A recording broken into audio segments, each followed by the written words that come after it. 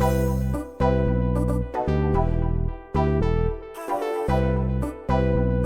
systems nominal. それでは早速全速前進 You know what the weak point of a mech is? The fucking pilot. Get away from her, you bitch! His papers say he was a raven. Protocol 3. A pattern blue!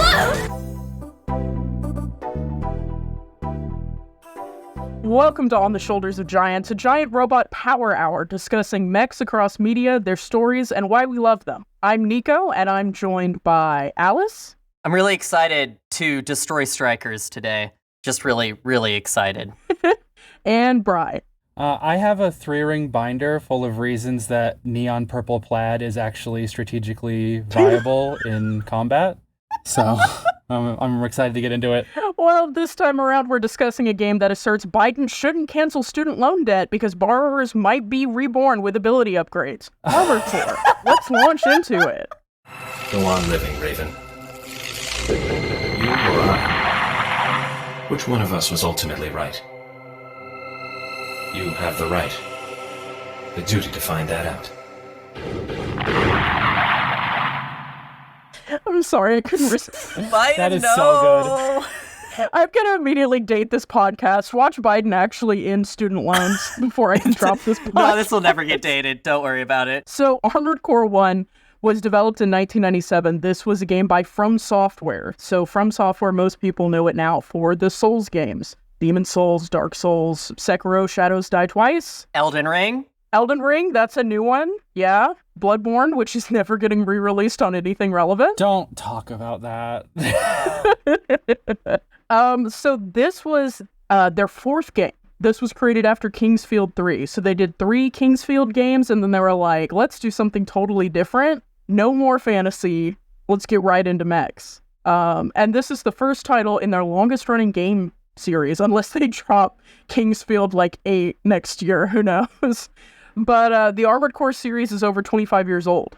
Its latest entry, Armored Core 6 Fires of Rubicon, is going to be dropping this August. So, over 25 years old. This franchise can rent a car. I was looking, there are 16 games in the series, but the last one before Rubicon was released in 2013.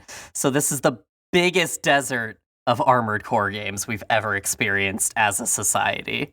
It's really funny to me because I always thought of Armored Core as the game of my youth, and I wasn't really thinking about it as a franchise that technically had a shitload of other entries. Basically for me it was Armored Core 1 and then nothing. So for people to be like, where's the newest Armored Core? And there's 16 Armored Cores, that didn't make any goddamn sense to me. I was baffled.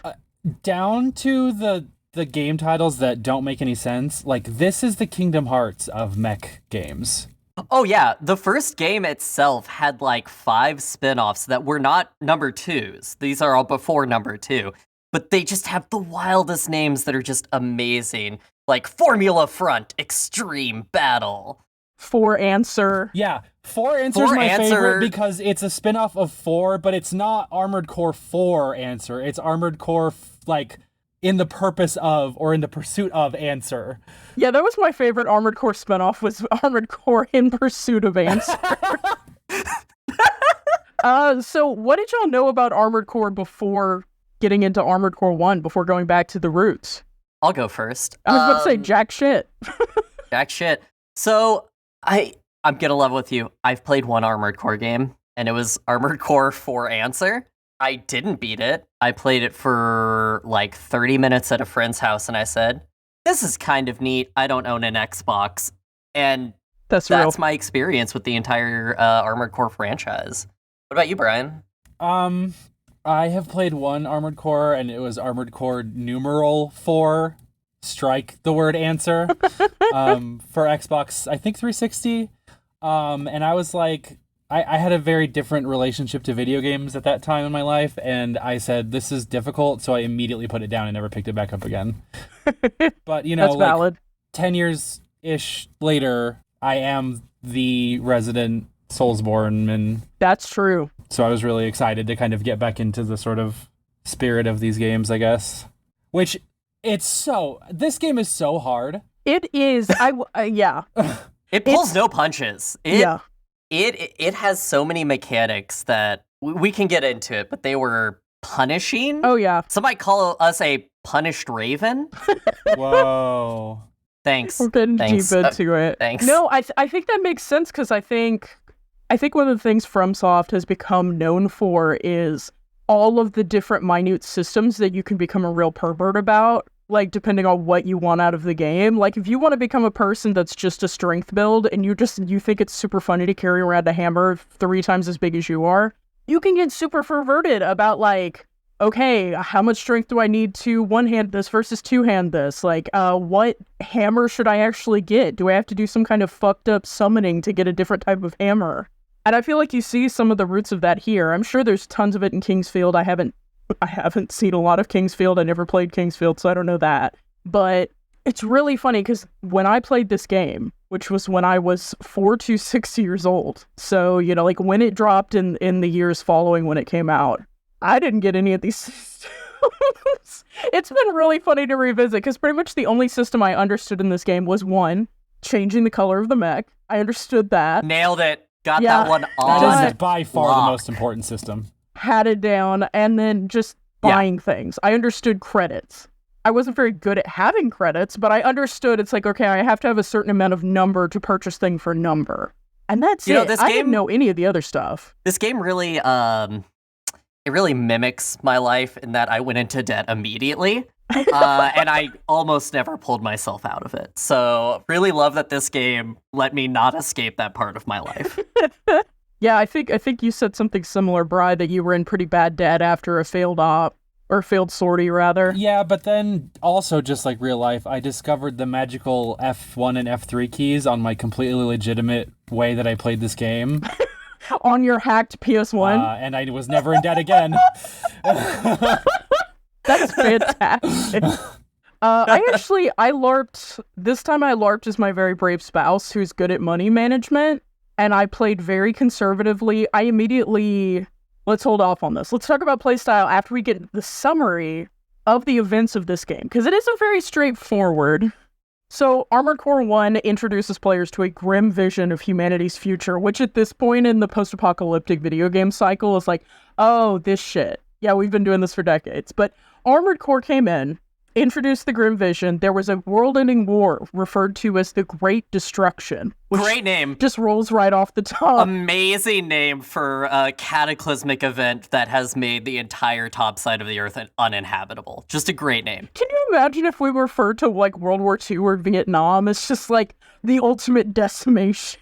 The big wrong. But yeah, so there was the Great Destruction. It created inhospitable conditions on the surface of the Earth and forced the surviving people underground for 50 years. Which, specifically 50. It calls out 50 like the science is in.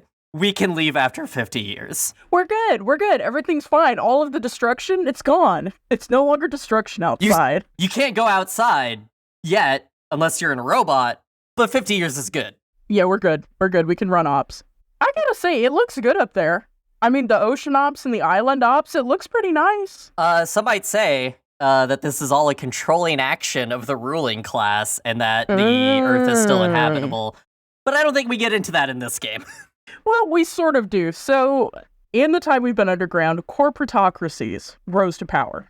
The two major players that we encounter in this game being Chrome, which is a security corporation. That's my best guess, because what Chrome actually does is really not clarified. I feel like we get more on their competitor. Chrome is just kind of like, yeah, you know Chrome? Yeah, Chrome, they're just some guys, unlike their completely legibly named counterparts. So there's Chrome, that's a security corporation. It all but runs one of the largest remaining human enclaves, which is called Isaac City. A lot of ops happen around Isaac City. And then there's Murakumo Millennium, which is an industrial manufacturer behind many of the parts manufactured for mechs in this game. And they're also, as you play the game, revealed to be potentially behind a lot of different splinter and terrorist groups. So that's an interesting facet of this. But in this dark future, the player takes on the role of a mercenary who completes work for these corporations and others. You complete work for some random ass fucking people, I will say that. You complete work for these people in your highly customizable mech, which is called an Armored Core. So the first mission that you do in this game is basic. It's a test of the player's proficiency with your armored core, where success makes you a member of Raven's Nest, which is a mercenaries guild. This guild technically has no corporate alliance, but facilitates its members, called Ravens, taking on work and maintaining their armored cores. So I want to touch on that. They're called Raven's Nest. Every single armored core pilot is called a Raven. That's just what they're called. Like, no matter what faction you are, you're just a Raven. But you have to test to become a Raven? Well, no, I think the Ravens very much are their own faction because, like, there are a couple of missions where you encounter guards, like, specifically people employed by, like, Isaac City or Gal City or something like that. And those people are identified as guards. And then there are people who are identified as corporate employees.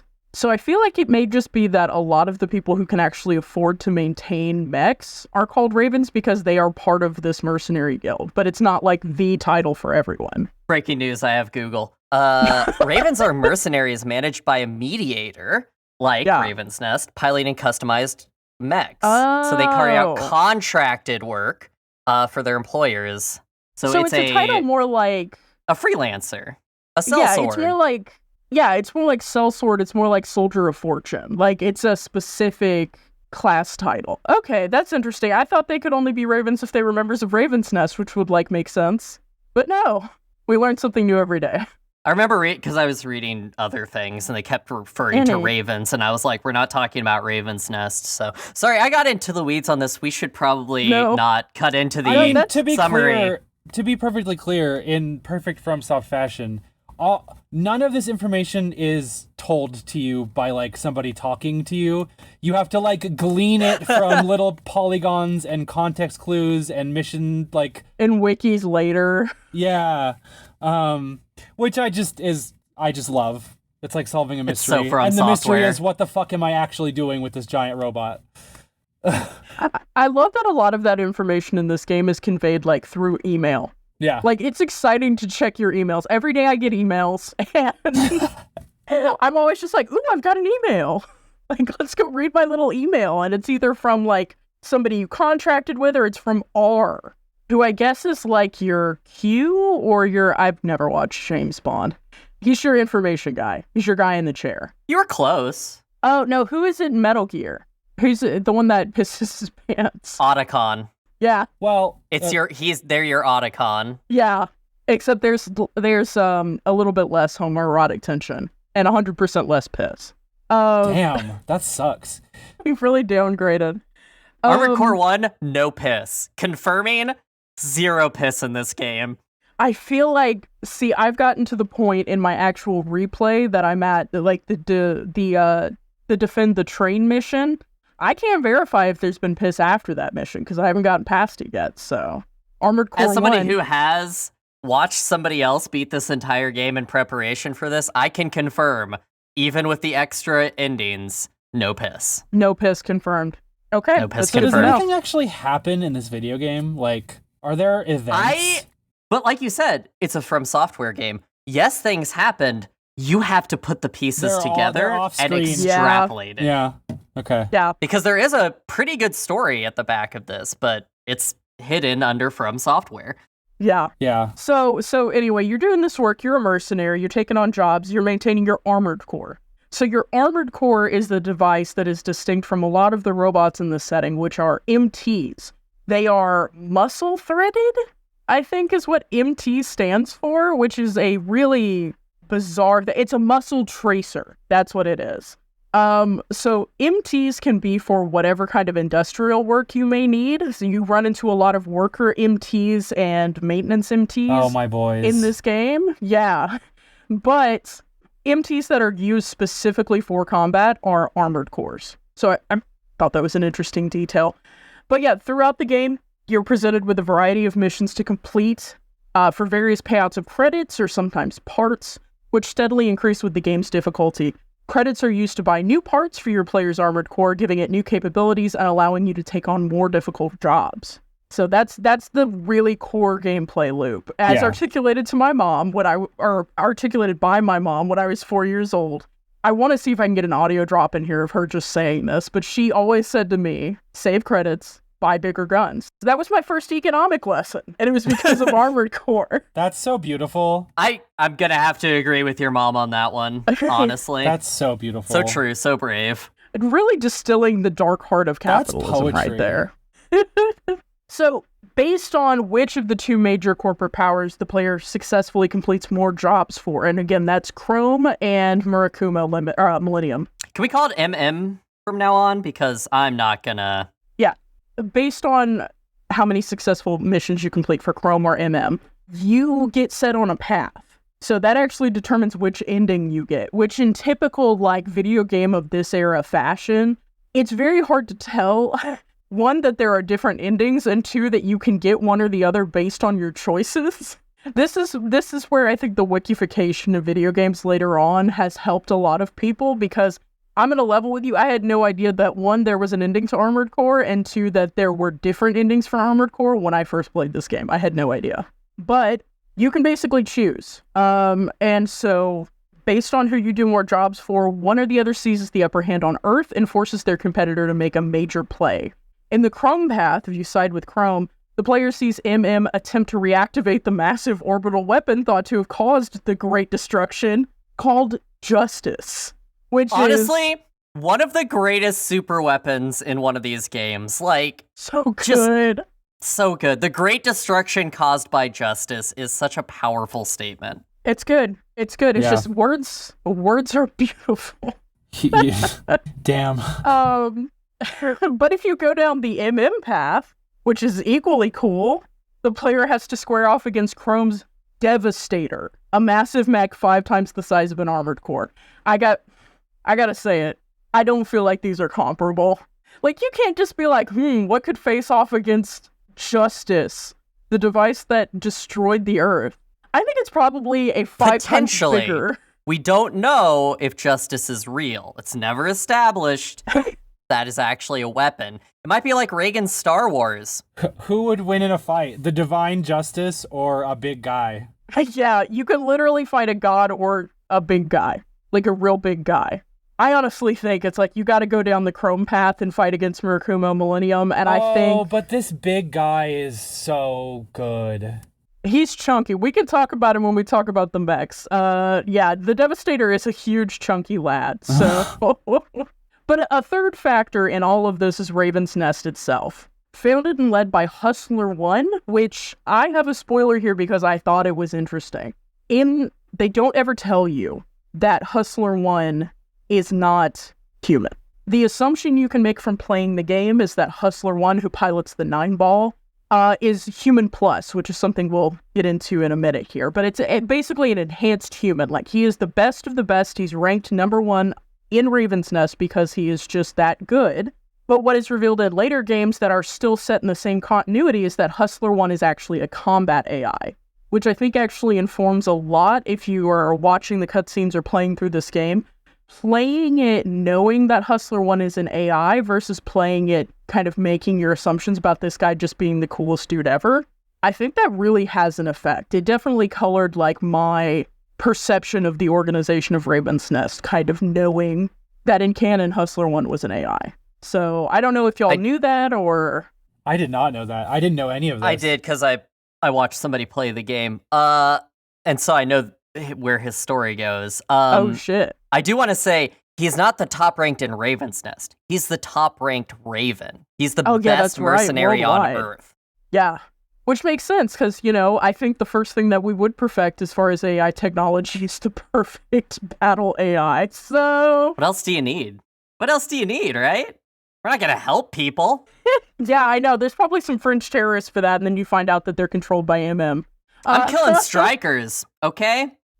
No, I'm destroying workers. That was one of my favorite, because I played through several missions, but didn't get very far, and only kind of got like a... kind of raw taste of the setting. I did really appreciate how I got an email one day that was just like, hey, there's a potentially really powerful insurrectionist group, parentheses, they are probably one of the major like fascist groups in disguise, close parentheses. It's like, oh, thanks, I guess. Like, I'm away. There is one of these is probably evil. There is no splinter group in this setting. There is no actual, like, militant faction that is not, in fact, actually backed by a corporation, which I think it betrays a very 90s cynicism, I think. I mean, I would also say that major governments and corporations are behind most insurrectionist groups, so true to life, Yeah. you know? That's fair, but all of them? Plus, Metal Gear Solid 4 Guns of the Patriots is literally about I wasn't gonna this. say it! It is literally It's about Guns of the this. Patriots! I'm really excited to get into Metal Gear. I'm ready. I'm ready to go on this journey with y'all. Oh, Now, Anyway. for now, we have to talk about Chrome. Yeah. Chrome. I like the Yeah. logo. It's very 90s. Oh, yeah. All the logos in this game are fantastic. So I don't good. know how much y'all went through the decals. Like, there's some really great ones. There's literally a maid with a warhead. So I want to be clear, you played the game. You weren't just in the customization menus, right? Anyway, so Hustler 1. But no, so Hustler 1 runs Raven's Nest, and that's the mercenary organization that you're a part of. They are a concerted neutral party. Like, they are really working hard to maintain a neutral stance. But later on, as you progress through the game, this is revealed to be very intentional. Hustler 1's aim seems to have been to manipulate the war between Chrome and MM so that both corporations destroyed themselves. Hustler 1 had a big, beautiful dream, and it was fully automated space No, it was ending corporate dominance over humanity and ushering in an era of peace by basically doing Oh, so he's the only good guy. brinksmanship.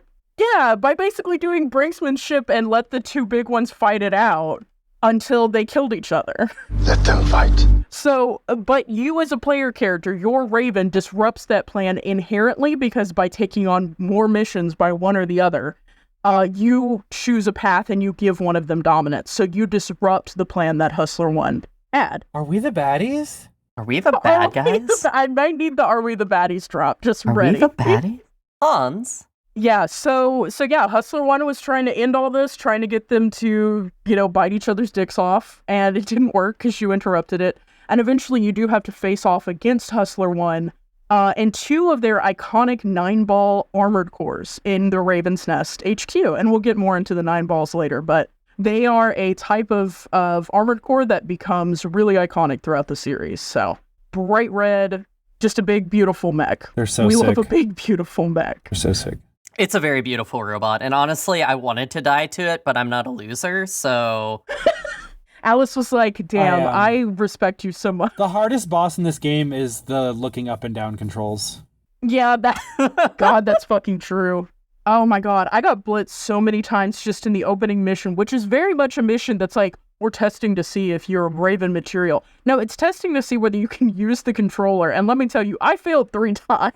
They don't give you anything. This is so 90s. They don't give you fucking anything. They put you in an arena. Nothing. There are guys who are just gonna jump and shoot missiles at you. That's all Yeah. they're doing. And what are the controls? Gotta be looking up and down, left and right. Press buttons, bud. That's it. That's all you get. And even with some decent mapping on my totally legitimate PlayStation 1 that I played this on, it was rough. It was really rough. Look, But, shout out to the DualShock. Shout out to analog sticks. Shout out to Halo for revolutionizing 3D controls on a console. We don't talk enough about how much Master Chief has done for us. We really don't. Thank you, Master Chief. Thank you, Master Chief. Thank you for your service. Ooh, not signing off on that part. So, in this game, as a game focused on accumulating credits and increasingly advanced technology, the ability to go into debt is realistic enough. But going into severe enough debt, 50,000 credits minimum. You have to be in the hole 50,000 credits, which you can accumulate debt in this game, but I feel like it takes some serious effort to get 50,000 credits in the hole. Or buying weapons that have really expensive ammunition. Anyway, whatever way you want to do it, if you die on a mission with that much debt, you unlock Human Plus mode. So after your death, a brief cutscene plays where Murakumo Millennium surgeons discuss you and how due to your debt, you're now going to be subject to an experiment with pre-Great Destruction technology called Human Plus. After this cutscene, the player restarts the game with an enhanced gameplay ability, 0 credits, but all the parts in your garage. So depending on what you die with, you can start out pretty well. And despite being an MM experiment, you're not locked into working only for Murakumo in your new game. So you can have this happen and have Murakumo like juice you up and come back with a cool new ability and then go, fuck you guys. You are the rogue AI at that point. You become the rogue AI. I can't wait for a corporation to Faye Valentine me into becoming a new type. That's exactly what fuck. Be a creepy doctor abusing their power dynamic with you? Is that what you're looking for? And it was very funny to me looking into Human Plus, this last note of the summary here, because it is a known strategy to try to kill yourself over and over with debt because this stacks. So not only can you do this once, but there are 6 different abilities you can unlock, so you can just do this 6 times and come back as God's perfect killing machine. Wow. With no money to your name, but a full garage, and depending on when you execute this, potentially a full garage of like really good late game mech parts, and then you can just destroy this whole game. This was super funny to me because before the era of really the internet and wikis, my mom used to do this. So wow. I watched my mom do this several times. On purpose? Yeah. Like she found... So I guess the question is, how did she find out the first time? Because it's very hard to rack up that much debt. I think she found out the first time because of me. Because I was a 4-year-old who wanted guns for arm. And so I was firing extremely expensive ammunition in excessive quantities and then dying. Because that was my specialty as a 4-year-old. And I think I got the cutscene. I'm just really glad that you were able to live your dream as an adult and have amputated your arms for guns at this point. We're all very proud of you. Thank you for supporting my top surgery, which was to replace my arms with guns. But yeah, no. So she would do this, and anytime she got a payout, she would put it into parts, and then when she decided to, she would start tanking her expenses and get into debt and get killed and come back with this thing on purpose and have a whole bunch of parts, and she would immediately start the game over and sell off all the parts she didn't want, and then she would have a huge pile of money and a superhuman ability, and exactly the mech she wanted. So... Whoa. It's a living. I just think it's really funny that before anyone could do... Because I feel like so much of Soulsborne games these days is collaborating through things like wikis. Before any of that structure existed, my mom figured this out and was doing this, and then now if you check the Armored Core wiki, they're like, hey, big recommend if you just want to kill yourself and go to massive you should die. They're not wrong. Hey, Nico here in the break. Just wanted to let you know that while this is a podcast, and we'll always do our best to describe visuals we're commenting on, we'll also include links to the mechs and images we discuss in the show notes, and post actual photos on our show website. Along with that, make sure to check the show notes for content warnings as appropriate to the episode. That's all for now. Back to the show.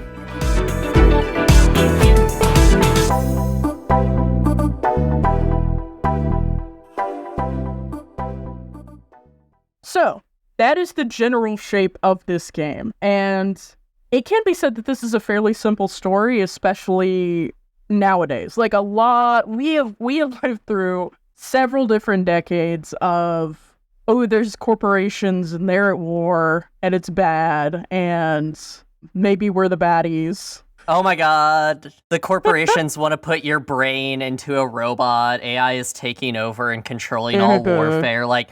Groundbreaking at the time, I'm sure, but we've gone through it. Yeah, Cyberpunk 2077 who? Yeah. At this point, it feels like a simplistic story, but this is where we have to kind of start to build, I think, you know? I mean, I think it's a good baseline, but this is very much of the era where games did not have a lot of story or depth to them anyway, and make that even more from software than anything, like, it is... Yeah. I only know anything about this story because I watched a lore video. I will say, I think go ahead, Brian. I was going to say, I think FromSoft does get a lot better at feeding you little morsels as a reward for kind of following your instincts and reading things and exploring in-game. Mm-hmm. But yeah, it happens to open my favorite avenue of a mech video game, which is like, you get to sort of tell your own story about a pilot, you know? Mm-hmm. You can definitely self-author a lot because the Raven is basically a blank slate. Yeah. And there are actually a lot of tools for you to self-author with, which is interesting because like there are a lot of games where you can do this kind of projection, but there aren't a lot of avenues for expressing it. But in this game, like as simple as it is, you can customize one just like your loadout. You can create whatever build makes sense to you for your Raven, but you can also customize their pattern, their color. You can create an emblem. You can name your mech and you can name your pilot. Like you can create a dynamic. And when you look at the rankings, you can see that they've kind of created little characters. Yeah. Using the same tools. And for a game of this era, it has a color picker. Like, it's not just you can choose the green or the purple. You have a full color picker for this. For a game that has 64 pixels for everything on screen. It's wild. This game really makes you pay by the pixel, but you can paint on your mech. Like, you can draw all sorts of designs. I had the most flamboyant little plaid guy. I want everyone to go around, So tell me about your children that you made in this. I need to know. Describe them for me. I have a screenshot that I took. I think I could pull it up. Brian, tell us about your mech, your character, your mech name. So my what style is your little boy? My mech's name is Flonase. Named after Escaflownes. Named after Escaflownes. I tried to name it Escaflownes, but it only lets you do like 6 characters or something. But and my pilot's name I just put OSG. Nice. My armored core is neon purple and green plaid. And oh my god. I love him so much. Notably, I have not like equipped any guns or bought anything because I don't understand what half the things in the shop are for or do. So I've been doing pretty okay with the default loadout, I'll be real. It's default for a reason. I got a rifle I don't really have to aim, and I got a missile I don't really have to aim, so that you don't have to aim yet. Right. I will say the FCS that you start with, which is your combat lock-on module, is pretty solid. Like, most of the game you can play with that FCS. The moment I started fucking around with what FCS I was equipping on my armored core, I started eating shit on missions because I was used to the way that the first one locked on. And I tried to fuck with it, and I immediately was like, this feels bad. I don't know how to do this. I'm posting mine. She has gotten more purple because I found where you could just make something a solid color, and I made her solid purple. But here is mine. Could you describe them? Dyke 1! Yeah. She is, I've put an image in, but she is called the Dyke-1. What does that mean? Well, it's a acronym. No, I'm kidding. Are they from the Netherlands? No, it refers to the fact that I'm gay. Oh. But there's a whole bunch of stats here, which I assume we're going to put these images in the episode description or put them somewhere accessible. But like, I'm sure this will mean something to some people. Though my grade, I didn't notice this until later. You get a grade on your mech. So in the bottom of you are an average Dyke, apparently. You can build whatever mech you want. We're judging it. We've coded in. We're judging and rating you. The bottom of my report card just says grade average. Yeah. Maybe you should have built a better mech. So, I have a bright purple mech. I've got kind of a blocky, angular build, and I feel like that's something worth pointing out, because there are some parts in this game where they put a lot of polygons into them. You can be really round if you want to. Yeah. There are arms that almost look humanoid. They're very rounded, like there's biceps to them. But I went angular, and I went with backbend legs. Yeah. The reverse joint legs. I have the reverse joint legs because they have a really good jump, and I ended up using that for a lot of evasion. I was doing the Fortnite jumping. I had my gun, and I was jumping up and down. You were spawning ramps. Yeah, I was. Were you using the Sasuke model for this, or? No. Oh. I wish. Can you imagine if I could just put Sasuke in that? No, we can't go here. But they're really maneuverable, and the main thing on this build that I have going on, which... later I got a back weapon, but in this photo, I only have the 2 weapons that I need. Pictured, one of them that I have in the hand of this purple mech is a laser rifle. So that weird little chunky, blocky looking thing is a laser rifle. And it was because I learned the wisdom of my elders. So when I used to build these mechs when I was 4, I loved having Gatling gun arms and spider legs and dying. That was like my main thing that I did. My mom, on the other hand, always took the tank body, put all of her credits into her generator, and then did all energy weapons so she never had to pay for ammo. And let me tell This you, one trick.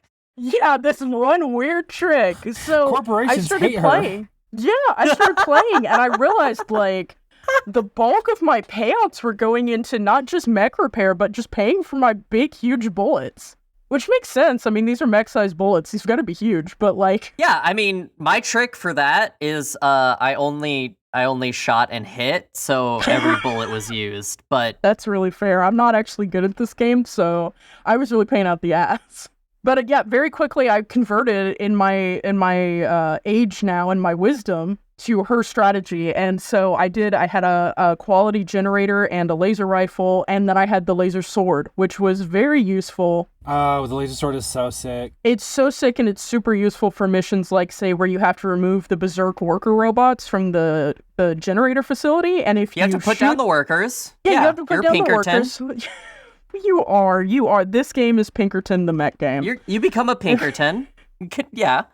But if you so much as touch one of these generators with a bullet or even a plasma round, everything fucking explodes. So the best way to do it is to go through surgically with your laser sword, just chop, chop, chop. So I ended up doing that, and I've had a pretty fun time with it. As I said, since I took this initial screenshot, I got a back weapon because it's extremely hard to be doing constant looking up and down to shoot things that are above you, but I've enjoyed this build, and it's been really fun to just be jumping around like a fucked up little grasshopper who's purple, shooting things with my unlimited bullets. So I will say, so to talk about the generators, I kind of want to touch on this. So this is a FromSoft game, so it has a lot of small pieces to move around to like try and make a build, and power management is a real thing in this, because what your generator is and what you can carry is how much you can have powered. It affects your radar. Your in-game radar is a part that you have to put on. Yeah. And the less power you have, the less powerful the radar is. It affects you. And it's just a generator. It's also how much you can carry on your unit. Yeah, what weapons you can and power. Weight and power are huge It's things. amazing. Yeah. And I really enjoyed it because I at one point I ended up loading a save because I'd done so much fuckery with my credits and my parts. I ended up in excess of my power capability and overweight on my legs, and I couldn't figure out how to fix it. So I basically soft-locked myself into being unable to run missions with the mech that I had because I'd done so much fuckery with it. Like, I would have had to sell everything, start from scratch, and then figure out where I had evolved from there because I had done so much stuff, and then I, put my mech together in the garage, and it was like, hey, dipshit, your legs are gonna crumple under you, and nothing is gonna turn on. See, this is why I simply did not change anything. So Brian said, look, it works. If it ain't broke, don't fix it. yeah. I mean, it's a real art imitates life situation. You got your thick legs, you don't have enough power, and Brian's just like, I'm taking what I got, and I'm going for it. Brian said, I'm going stock. No, the economics of this game are so interesting, because it's like, you've got one, we're living under hell capitalism. It's literally two corporations vying for everything, and nominally there are still cities with city guards and stuff, but for anything more than I assume a drunken disorderly, they're contacting Raven's Nest to hire you. Literally, we found some crazy robots in our sewers. We aren't equipped to deal with this. Let's hire a mercenary group. Like, these people are not functional. And the economics of this are super interesting to me, because it's like, I think about a lot of cyberpunk fiction and like dystopic fiction of this era is dealing a lot with corporate wars, which it's super interesting to me. They're real and they're happening. Yeah, but it's super interesting to me because it's like I've been listening to various things talking about, like, I listened to the audiobook of Ignition, which is about the development of liquid rocket fuel, and it's so funny because they will talk about what was going on in the Soviet Union. And every group that was working on something over there was a state-sponsored group. It was like a thinking group or a working group. But they were all state-sponsored. Meanwhile, in America, the Navy or the Army or whatever would throw out a contract, and you had all these random little corporations vying for these contracts, and it was the corporations that led to, like, all of American warfare technological development.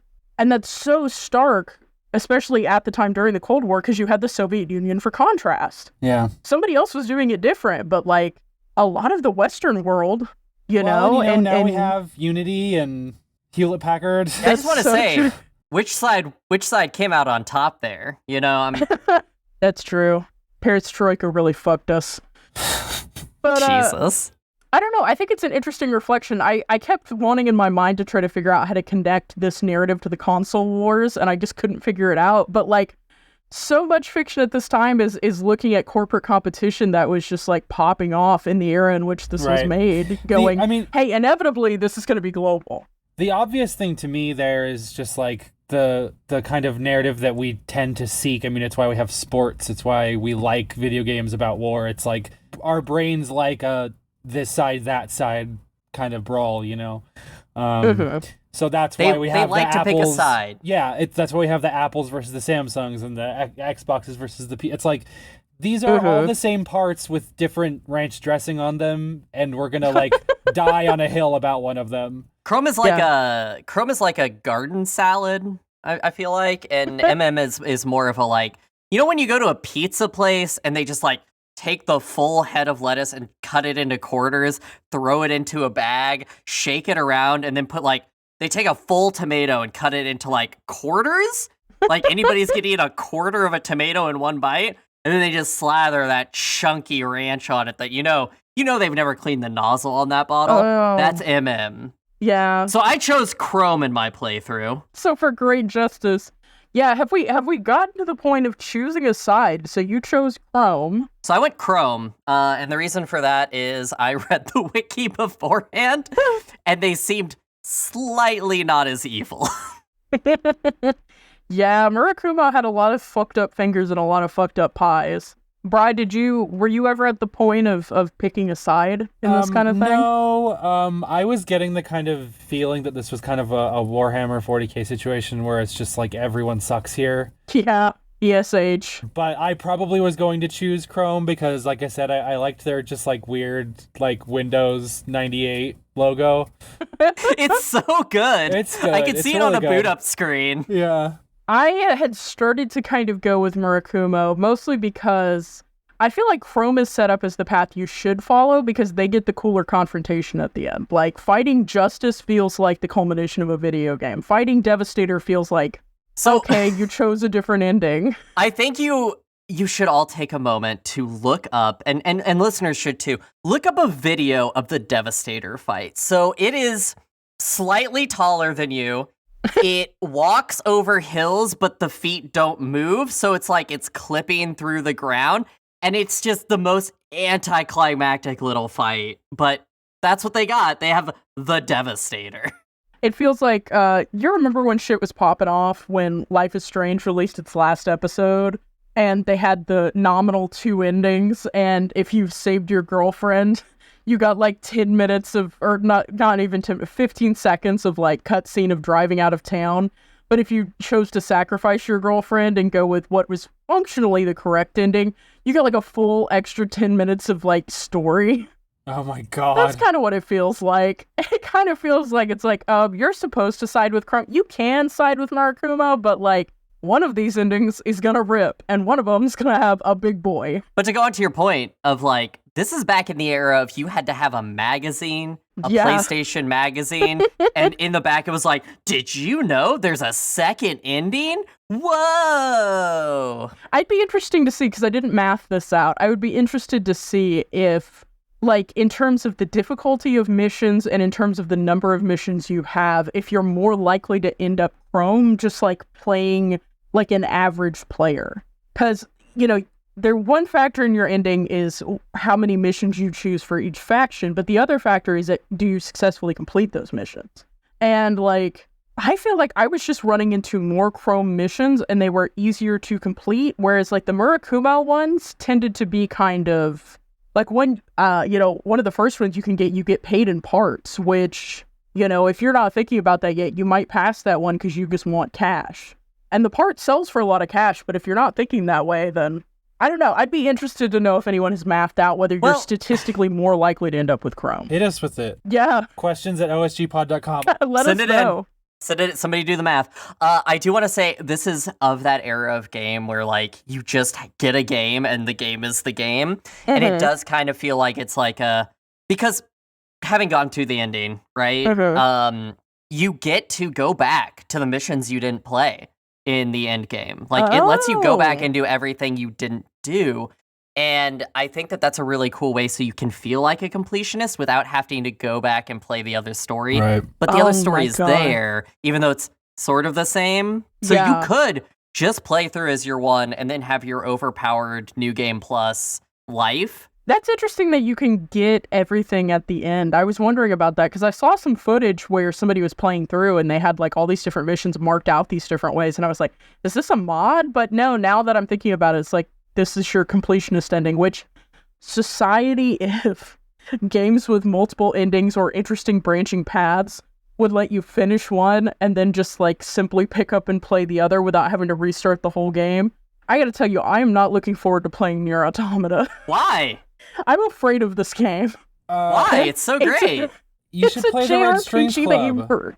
I own that. I need to play that. But You need like, to play it's that. a JRPG. You have to like restart to get different endings. I'm like afraid of it. I don't want to do it. I want to circle back on the this game is like very quintessential FromSoft before they had fully fleshed out. So like, I think they present it as you can go either way. You can play your own way, right? This whole game, like, I went with tank treads. Did either of you go with tank treads when you built your that's what mechs? my mom always did. No, You're I wish indestructible. I had, no. It's so much better. You go 5 miles per hour, but you can't be killed. So this one's for Brian, because Brian, you've played a lot of the FromSoft games, right? I've played a lot of the Soulsborne games specifically. Yeah, I was looking up their like library the other day, and it is so much bigger than I ever imagined. But yeah, from Dark Souls 1 to Elden Ring is my favorite game of all time. So like I'm absolutely in that camp. So do you know the Moonlight weapon in those games? Yes. That exists in this game. Oh yeah. No There way. is a hidden I want her. LS99 Moonlight. You have to fall down a giant chasm that you're not supposed to fall down, and then you have to climb out after you get it. It's her. OP, Oh, yeah. And but it it's takes in there. like So a this, full 10 minutes to climb out. but this is in the universe. This is canon part You of can the get the Moonlight FromSoftiverse. Greatsword.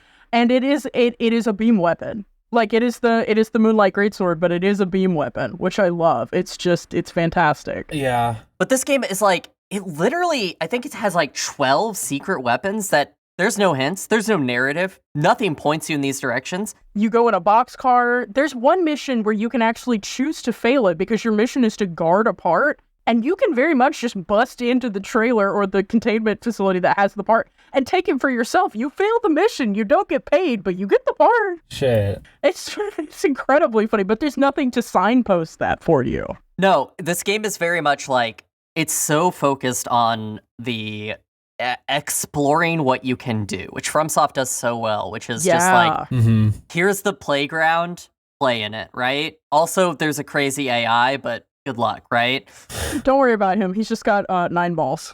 Nineball's such a great name for a villain character. Such a great name, and let's talk about robots because I want to talk about the Nineball. It is so good to me. I love its bell bottoms. Let's do it. Let's get into it. Let's talk about Nineball, because I think we're all in love with the Nineball. Yes. Yeah, so this game is interesting because, like, there are some iconic mechs in it. They typically tend to be builds of Ravens who are in the rankings list. So you can, the moment you start the game, you can go to the rankings and see the top 10 Ravens, and there are different mech builds for all of them, and right at the top is Hustler 1 with the Nineball. From the beginning of the game. So you watch this person, and you watch the rankings change, too. Like, it is dynamic through the game. You can get put on it, but not just you. Without your involvement. Yeah. Yeah. Like, other stuff is happening in the world, and it's only told through this. Anyway, I'm pulling up, I'm getting Armored Core Wiki. I should have had images up. Oh, I did. No, I'm an idiot. I'm an idiot child. I put them in a different thing. You're a fool in a man's shoes. I'm a fool in men's shoes. Okay. Yeah. I'm gonna copy the image and put it in the chart. Oh, Alice already did it. Yeah, there's Nineball. Red and black, your classic edge. He looks like a gamer chair. I mean, this is Prophecy Escaflowne vibes. Yeah, that's it really true. is. It really is. Maury, I love what's the Hit me up, text me. Oh yeah, we need to talk about it. So This is what I wanted to bring up, and I think Brian already knew it as well, and you guys all probably knew it, and I'm just stupid. The guy that they consulted for their mech design is the guy behind Escaflowne. Yeah. Oh, He is the one that they consulted on it. Yeah, he designed all of these robots. That's right. This came up in the Escaflowne Yeah. app. Like, we talked about this, and it blew my mind then, and the power of ADHD is that I forgot, and now it gets My to blow wonderful my mind son, again. Shoji. He's so good. He's so good. So, though, I read some thoughts of his on this, and so his design philosophy is that he was worried with the modulation of everything that you would lose a consistent design philosophy of these mechs. Yeah. And so that's where the armored core came in, because the core body is similar through all of these. That is the main running factor. My son named this franchise. He literally There's named only it 3 types of by cores. giving them the concept of, you can change everything, but you have to keep something the same so people know it's an armored core. Yeah. By making it an armored core. Great name. Nailed it. No notes. But it's interesting if you think about it. There's only 3 types of cores, and they all have specific looks. Like, the iconic one that you see on the cover is the one that has kind of the gun mount coming out of it. It's kind of a middleweight build, and it's got the gun mount. And then the other 2 are huge visual takeoffs One of them from looks that. like a sink. One of them... It does. It does. One of them fully looks like a sink. This is our kitchen but sink yeah, armored core. One of them is like, it just looks like a tank, like it's just a big, bulky kind of like polygon shape. And then the other one is like this big round, like I said, like there's some organic shapes. They put some polygons into some of these parts. Like, it's really round. But there are only 3 cores you can choose from, and each of them you can build an iconic look around. And it kind of imposes its own visual style on you, because there are parts that look better with certain cores than other cores. You can build a really jank-looking robot, but if you want your robot to, like, look good, it kind of funnels you to make certain aesthetic choices, which is really cool. Yeah, I mean, mine looked like a horrifying beast by the time I was done, so... But, like, if we look back at the Dyke one, at the one that I posted, I went away from arms that had better stats but were similarly affordable, because I had these backbent legs that were very angular, and they look like an industrial tool. And the affordable and better armored arms were the super round ones. And they looked really weird. They looked like human muscle arms on my industrial robot. And so I chose shittier arms to have a more consistent visual look. That's how I play all video games. I don't wear a helmet in Elden Ring at all, because I want to look at my cool face and head and hair. But I feel like you really see it in the Nineball, and I think it's interesting because there is to get really FromSoft about it, there is an item description on the back mount weapon of the Nineball, because you can buy this part, and it says that it is the iconic Raven weapon that can mow things down. Like, that's part of the descriptive text, and you see it on the Nineball, so that kind of communicates to you right away. It's like, this is the iconic Raven. And I love that the 9 kind of looks like an eye. It's that black and then that amber of the letter, like, oof. Anyway, he looks great. The other mech that I've got a couple mechs, but the next one I wanted to bring in was your wife. My wife? Alice, your wife? This is from a later game, but the visual design stays pretty much the same. And that is the Valkyrie, piloted by Los Vice. Los Vice? Which is a Japanese bastard. Yeah, Los Vice! It's a Japanese bastardization of what Alice is screaming. Good. Yeah, White Rose, Valkyrie, and there's a very interesting thing that happens with this mech pilot, which is that in the rankings, it's like, based on the name Valkyrie, we think this pilot might be a woman. But anytime they refer to this pilot in emails, they still use he. They're like, well, we don't know for sure, so you're a dude until proven otherwise. I want to say, though, they never confirm this. Like, even the character themselves never confirms their gender to you or uses pronouns. I mean, I know it's my wife, but... We got a little bit of a Hustler 1 situation, because later they do get a visual. Would you like to see your beautiful wife? I'm ready. I'm ready for this. Okay. I've got to pull up the freaking art, because She's just GLaDOS. fucking Wikimedia. But to be clear, in this game, you don't see a person. No. You don't see a person, Never. but this is just for Not you, in a Alice. cutscene, This not is in for you. anything. My wife is so good. Oh, that's excellent. So 90s anime, am I right? Oh my Like, god, the bomber jacket over the flight suit. Oh, she has the long, straight black hair. She looks like she's about to get in Yeah, she's got like the Hime cut. she's about to get into an initial D car and drift on you. Oh, yes. It's so good. I love it so much.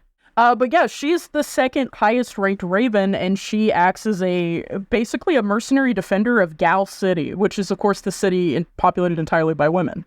That's a joke for no one. No. Delve into it. Explain that joke. Anyway, Explain Gender that joke politics. to the everyone. Valkyrie. Let's get into gender politics. The Valkyrie is a white and silver AC, and it's a sniper, which I think is interesting. We kind of briefly touched on this outside of Pod, but she's definitely part of the trope of the female sniper, which is it's interesting, especially once you see like their kind of official art for her. It's like, yeah, she's Widowmaker's great grandmother. Like She's Sniper Wolf's I was gonna say great-grandmother. Sniper Wolves. Yeah. Sniper Wolf. Sniper Same Wolf, joke. what's her face, who had to breathe through her Quiet. Quiet. And it was photosynthesis. skin. Hideo Kojima has never written a bad female character. Signed, dated, Alice. Co-signed. Cut out my last Empty name. quote. Bleep my last name. I'm gonna clip that so we just have that on deck for when we do Metal Gear Solid. When we go back to this and it's just like, Hideo, you play that and then we start to discuss literally the story of Mother. Anyway, continue. Oh, good. I'm glad there's just a character called Mother. Fuck, no, that she series has is gonna so many fuck me other up. names, including Eve. So that's She a good sign.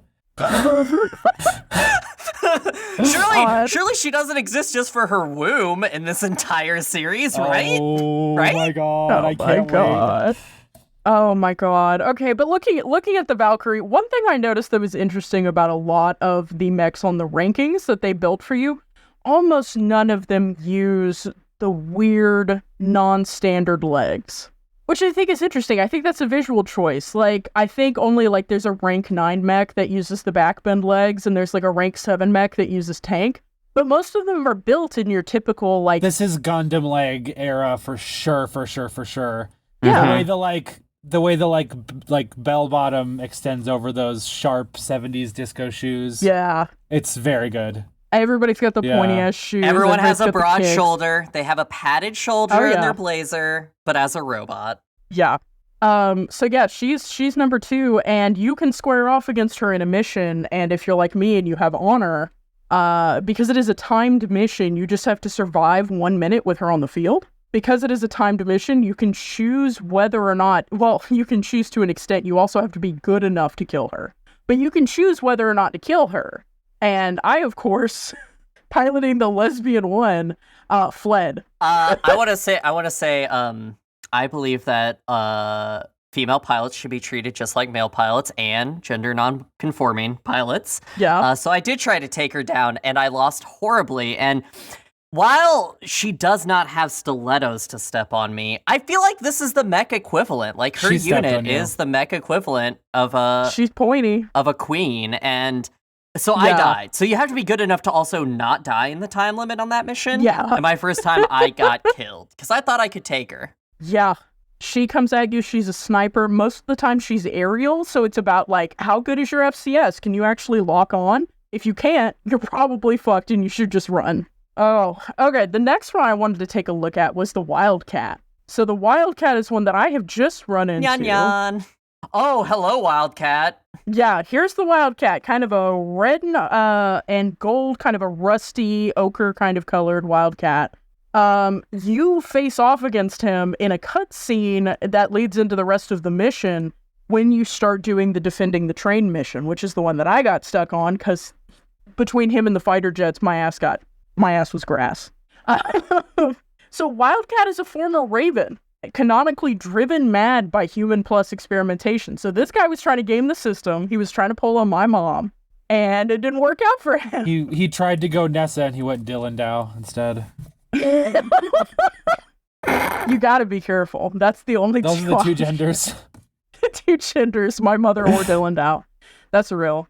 But yeah, so his mech is actually a pretty standard build. So when Murakumo fields a lot of mechs, you good, Atlas? That one got me. I'm gonna level with you. That one got me. I don't know why. Something about it just stun grenaded me.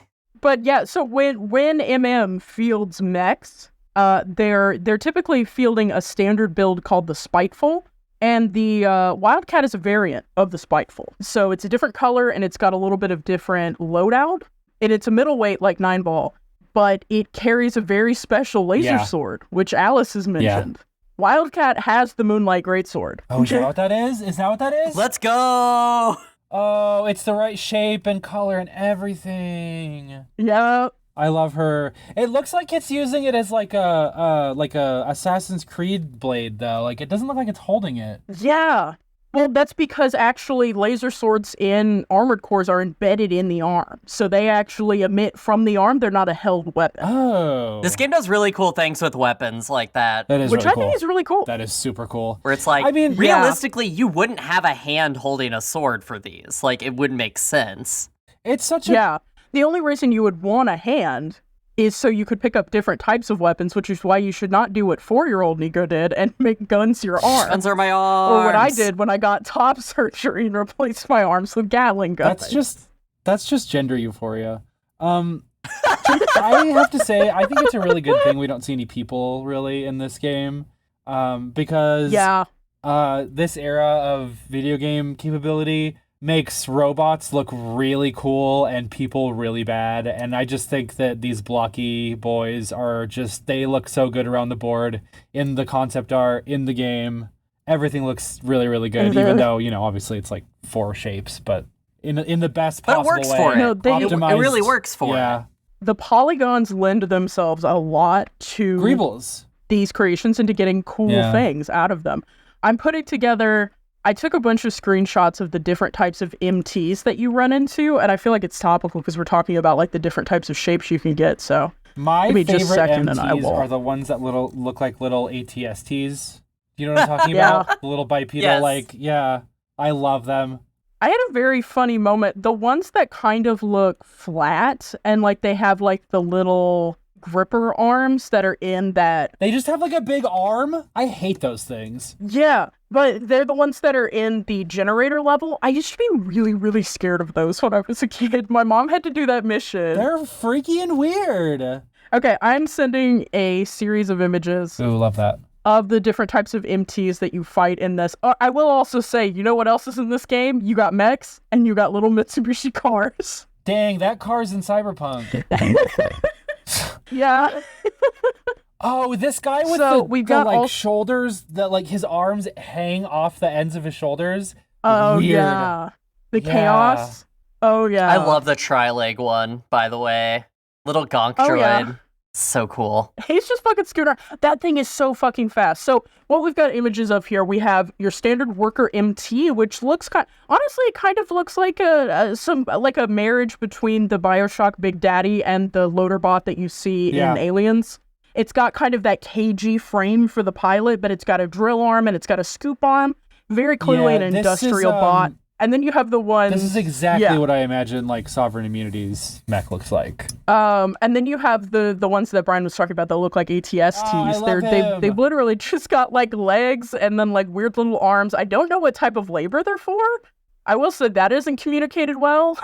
But you can put guns on them, because I got shot by those a lot. One of the things I also put on here is the security MT, which I think is interesting because the security MT is not an armored core because it is not piloted. It is a robot. So it's got this weird kind of almost head crab shape. And then we've got more MTs. We've got variants on MTs. We've got reds and blues. I was going to say like a Tachikoma almost, the security MT. It is. It's huge Tachikoma energies. And one of the things that you fight, there's a very special mission where you're stuck in a parking garage with a custom like robot that's gone berserk. Or actually, I think that's supposed to be an armored core. I don't know. This fucked up little guy, the tri-legged guy. He scoots around and blows up cars. And as you can see I love this little bit of world building. This is your Dark Souls ass shit. Where they say several civilian vehicles remain in the parking garage. Damages to the vehicles will be deducted from your pay. Sorry, but we've got budget problems too. Welcome to the hell future where you can be deducted for saving the city. Because you damaged personal property. And legitimately, the bot scoots around incredibly fast. So you're trying to get a lock on it. It is blowing up cars. So even if you are surgical, it is going to blow up a certain number of cars that you get charged for. Not them, you. And then anything you accidentally hit, either by running or firing or anything, you get to pay for. And I paid about, I think, 1,400 credits. Jesus. Because I blew up like 14 cars. So I would just start picking cars up and throwing them at it at this point. At that point, it's like I'm running in the negative the moment this mission frankly, starts. No, most missiles, like your standard missiles, are 110 credits. So actually, it would be cheaper to throw cars. So I want to say, We've cracked it. just to go into how bare bones this game is, right? These are the mission screens. It is Yeah. 3 sentences, a green map of the level, because they just were like, your wireframe. it's just a wireframe map, and then pictures of your enemies. And that's it. And you have to go in with that, with the most bare bone instructions ever. Yeah. Yeah, I think the last one that we have displayed here, the one about the chaos, is maybe one of your better ones, because you actually get a visual of the arena you're going to fight in. Yeah, they actually show you the battle arena. Because sometimes, and this spread shows it pretty well, where it's like sometimes an arena is a hallway, sometimes an arena is a parking lot, sometimes an arena is a labyrinthine series of like weird industrial underground hallways that are creepy and weird and just totally make no sense. Yeah, the pre-war military facility, which is the one where you face off against roughly 1 million security MTs, that thing is a nightmare. Yeah. It is a nightmare. The map is not great. There is no mini-map on screen. I got lost. And everything looks the same. Like, it is wild. Everything looks the same except your enemies. And it's just like, I guess I'm just going to keep going forward and looking for things that want to shoot me, because that's the only direction I have. But looking at the robots themselves, I think it's really interesting. You get a lot more backbend legs. They're very distinct from your kind of heroic mechs that you see in the rankings, your heroic armored cores. And you get a lot of weird shapes. But it really is, like y'all were saying, like making use of the fact that humans rendered at this time looked horrific. But if you got polygons, you can make some cool machines. I'm gonna post my boy Cloud Strife. And I think we have a really cool spread of machines. I do also like that they don't all fit into the same, I don't know if genre is the right word. Like, each one of these probably has a design story. Each one of these is probably the darling of one of the developers or the designers behind it. Like, they came to these decisions of security MTs are going to be these little crab mechs. That is a decision. Brian posted Cloud. Imagine one of the ATM clouds pops open and this guy comes out of it. This is from the HD version, by the way. Like, this did not look this way on your screen. This is his glow up. Oh, PS1. I felt such nostalgia getting into this game and looking at the parts. Wonderful, like, analog feeling to it that is just like, from the horrible, like the corny noises it makes when you select things on the menus, the fonts, the Times New Roman fonts. Yes. Oh, it's so good to me. But, you know, like y'all were saying, it's like, you feel there's authorship to the designs of the mechs in this game. From the iconic ones to these guys that are your enemies, like, you definitely feel an artist was behind this and not just someone who was like, okay, we need an enemy, I'm going to slap 3 rectangles together, like... But to your point, Alice, I think there's a really, really strong line, like almost genre line between like MTs and ACs, where it's like a lot of MTs look pretty Star Wars. A lot of MTs just have, like Nico was saying, weird shapes. Oh yeah. And like they don't look they're not as complicated. They're purpose built, not to like, you know, there's no psychology necessarily behind the way that, you know, some architect made them, versus like if you're making a machine for warfare, this extends into the real world. Like, you intentionally make it scary. You intentionally make it bulky and complicated and weird and off-putting. And we see the reverse of this in action when you think of things like the Boston Dynamics robot dog, where when that was debuting and we were seeing a lot of footage of them testing that robot and like putting it across terrain and kicking it and things like that, its shape and its design was very... It's not anthropomorphized because they were going for like an animal shape, like a dog shape. Like they really got you into it. But now the LAPD has ordered them for use with the police. God. And so there are people who Slap some guns on them. Let's go. Armored Core 1 is happening in front of our eyes. in front of our eyes, but like legitimately, and I've seen discourse around these things that are like, don't hurt the puppy, because people were releasing guides for like, here's how you remove a battery, here's where to keep your fingers away from because the joints are pinch points that can sever a finger. Like, here is what you need to do. And people were in outrage. They were like, don't hurt the robot puppy. It's a machine. It's a machine and a cop. It's a machine and a Just cop. like Armored and Cores. they're getting around the fact that typical design philosophy would suggest you make something big and scary by making something that's literally going to be a tool of law enforcement, something that people want to defend like it's literally a German Shepherd. Oh, I would defend the security MTs. If I saw you trying to pull a battery from one of those, I would fight you. We can't... They're adorable. Fuck you up if you're playing with my man. We can't go down this rabbit hole, but I feel it's incredibly important to mention here that the mechs in Metal Gear Solid 4 moo for a very similar reason. It's true. I'm so ready. Get excited so for ready. it. We gotta rank the mechs. Okay. So we need to, considering all the mechs, so looking at your ranked mechs, your Nineballs, your Valkyries, your Wildcats, thinking of your mechs that you've designed, you know, your Flonazes, your Dyke ones, and then looking also at the MTs, your enemies, your worker robots, and all that kind of stuff. Let's rank them from 1 to 10 based on their overall cool factor. And any of your thinking that's gone into that. Yeah, so my thoughts on this are as such. So Armored Core 1 was on underpowered machines, but the design philosophy in this, I was looking through the series, right? And looking at the new game, and the basis of what an Armored Core is, it sings through all of these games and all of these units. Like, even these little MTs are identifiable. Like, some of them, like the little tripod guy from the parking garage, I loved him. I didn't want to kill him, but I had to. He needed it. So I would say, like, overall, like, nothing blew me out of the water. None of these mechs were like, oh, that's the Gundam, it's so cool. Oh, Char Aznavour, I love him. Like, the characters and everything were great. What they did with what they had was amazing. I think they played in their own space that they put you in. They made sure to not go outside of that. But overall, like, this is dated. This could have done a lot of things better. It could have had more to it. It is very much what it is, and there's not much more to it. And it's what you put into it is what you get out as far as the mechs. The ones that are in the narrative, yeah, they're good. They're nice. But, like, nothing that I'm, like, super in love with. So I'm going to give this a solid 6 out of 10. Cool factor. Nothing that blew my socks off, but I was cheering for them. Okay. That makes sense. What are we thinking, Bri? I was going to give this a higher rating probably before, like, today when I was really noodling on it.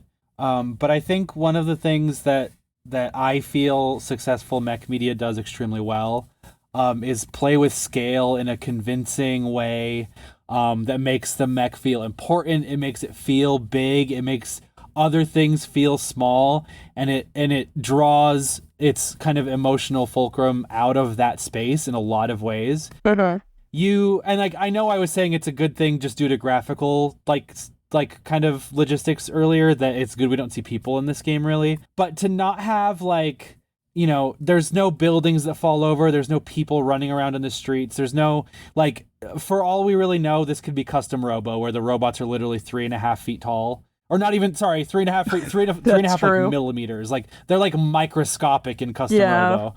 So that kind of takes a lot of the air out of it for me. I like a lot of these, just looking at them out of context. Like, I didn't get to the mission with this red guy with the great sword on him. I think he's probably my favorite out of the ones I've just looked at, other than the Nineball. But I think I'm gonna give this one a 4, just because my like the one of the cornerstones of my enjoyment is that space where you're really understanding how big or how small things are. And we don't really get any of that in this, especially since a lot of stuff happens underground or in hallways. Yeah. In that era of, we have a rectangle, we're putting you in the rectangle because that's map technology. Yeah. Oh, I think I inevitably have to come out higher than y'all on this, simply because this is the game for me. Like, this is my childhood. Yeah. This is I'm putting in the chat my greatest enemy, which was this guy, the tech bot. He's got the weird little feet. He's got the little grippers. He walks like a crab. He's awful. I hate him. He made a terrible noise, hate and I him. was so He's afraid awful. of him as a 4-year-old. I was so afraid of him, and it's funny because like when I was playing this game, Mechs, the armored cores, the actual iconic robots of the people in the rankings were not what was interesting to me. I was really interested in the enemies because it's a first-person game. Like, you are looking at, more often than not, the worker robots, the MTs, your enemies, and things like that. Or in the case of, like, the Wildcat or Valkyrie, the armored cores you're up against. But for me, these designs were the most important ones. And it's like, if I'm gonna be honest, the armored cores, the ranked armored cores in this don't blow me away. Like I said, especially a lot of them use kind of conventional regular human legs. They have kind of a standard like Gundam-y build. But I love the other mechs that you see in this, your enemies, up to including our chunkiest boy, the Devastator. He's so chunky. The Devastator. We didn't talk about the Devastator, really. I love him. We didn't talk about the Devastator. I love him. He's so powerful. I love him. This is an 8 out of 10 for me. That's really high. It's an 8 out of 10. The only reason it's not a 10 out of 10 purely on nostalgia is because I'm an adult and I have to acknowledge the fact that most of the mechs that are ranked and iconic kind of suck. Including my favorite boy ever, Peacemaker, who is literally piloting a red, white, and blue mech. Oh, wow. He's literally average American man, but his shit is so boring. So I have to acknowledge that is not the best design I've ever seen. But I have to give it to our man Shoji Kawamori. I'll edit this if I said that wrong, but I have to give it to him. I feel like You said it right, so it was a success. there's a lot of design in these, and I have to give him the 8 out of 10 just because the tech bot scared me so much. They hit it. They really did hit it with what they have. Like, that cannot be disputed. So that's a valid rating. Okay. Valid, I don't agree with it. Hey, Nico here. We are a brand new podcast, and as such, we're growing. If you like this episode and want to give us a hand, consider leaving a 5-star review if your podcatcher of choice lets you do that. Apple Podcasts obviously is really heavily weighted, so a 5-star review there really means a lot and is a huge help. And hey, if your review is funny or kind, we may read it here on the show, in this spot, in the breaks. Or if you have a specific mech model you want us to vibe check, we have opinions. Besides reviews, sharing the podcast on social media or with mech-loving friends would also be fantastic. Thanks for your time. And back to the show. So, having done this huge deep dive on Armored Core 1, none of this shit matters. Because in the 25-year run of the Armored Core series, the lore has been rebooted multiple times. To the point where the latest installment, Armored Core 6, Fires of Rubicon, does not take place on Earth. Chrome and Murakumo, just forget them. You didn't even need. Forget them. Windows 98 never existed. It takes place. It never existed. Throw the Nineball in the trash. No, I'm kidding. Hopefully the Nineball will be in here. But Armored Core 6 takes place on a totally different planet called Rubicon. It abandons Earth, but you're still working contracts for corporate powers, except this time instead of vying for control over the ruins of the Earth, they're vying for the control of a new type of fuel. So they've invented Gas Plus, and everybody's real mad about it. They've invented petrol, too. It's actually called unobtainium, I believe. It's actually called the Fires of Rubicon, so... Okay, so I'm just going to play this in my Discord window, but let's do a quick count-in, and we will watch the trailer and just kind of react to it, and then we can discuss it briefly after. Come in and I'll press play. Okay, 3, 2, 1, press. Oh my god, space is real. I love space. Damn, space confirmed. I could unmute it, I guess. Whoa. Wake the dog up is good. Wake the dog up. We're not Ravens anymore. I want to know more about whatever he just said. Well, Coral is the new type of fuel. That's Gas Plus. Got it. It's called Coral. I'm more about the cerebral control device. I'm kind of interested in that. So the mega structures. Oh my god, the mega structures. Yeah. We are subterranean. We are external in a wasteland. We do not just have rectangle hallways anymore. We're past the era of the rectangle hallway. Oh, hell yeah, brother. I love to watch an orbital drop of augment C, whatever it said. Augmented human. Human plus we're still dealing with. We got new It types. seems. Oh, the huge robots next to the regular size That jumpy. armored cores. Oof. Oh my god. Oh, He I had, love like, that a blast gun shield. robot. Oh my god. Oh yeah. Oh my god, we have detective vision. Oh, Guys, detective vision. shit. that quadruped. We got spider legs. That was fully a Star They're Wars back. droid. That That thing was is the fully droidica. Star Okay, that Wars was a droid. Bionicle. Yeah, droideca. That's a droidica. Yeah. Yeah. From Star Wars. Yeah. Tank bots are back. Yes. We are so back. We are And so then even on got our They're Jobs. shit. drifting. Oh, you're kidding me. Oh, we are so fucking back. Oh, segmented boy. Sandworm. This is in the Dune Whoa, universe. what? The Duneverse. The Duneverse. Chicken legs. I love him. I love that they're just leaning into the named enemies that are taunting you. Oh shit, call sign Raven. The amount of lasers in this. Oh, that yeah. man. Love him. That like weird crown of missiles. The industrial mech fight in the Oh factory. yeah. Very near vibes. Yeah, this whole thing has been very near. Oh. It's really funny Oh, watching fucking this, yeah. knowing that every single mission they have to drop you from space. But like I get it, you It know. seems expensive. Oh, chills No, every I time. love so, we went back all the way to the beginning looking at where some of the stuff comes from. And despite the fact that the lore and the setting have been rebooted potentially 16 times, because there's like 16 installments, they just kept taking a run at it. Some themes persist. You've got ravens, you've got human experimentation, like the Human Plus.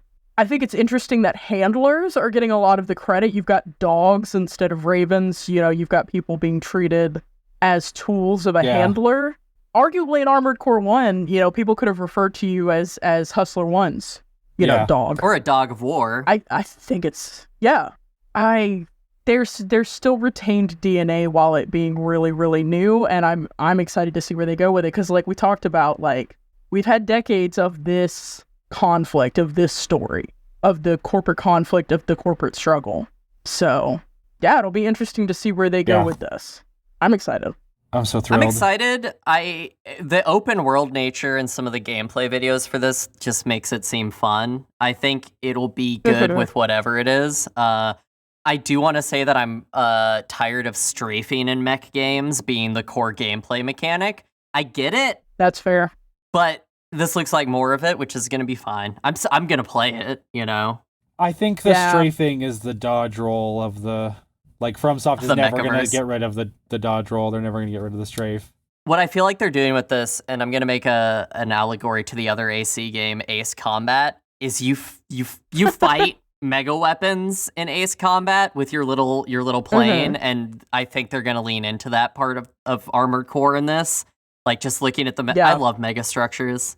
I love them too. Yeah, I mean, you're fighting I love mega structures that poop out mechs, you're fighting the Devastator again, you're fighting Justice again. Like, we gotta go with the big thing. Gotta go I with the love big it. thing. Huge. Width. Well, hell yeah. With With. hell yeah. All right, do we want to jump into the game?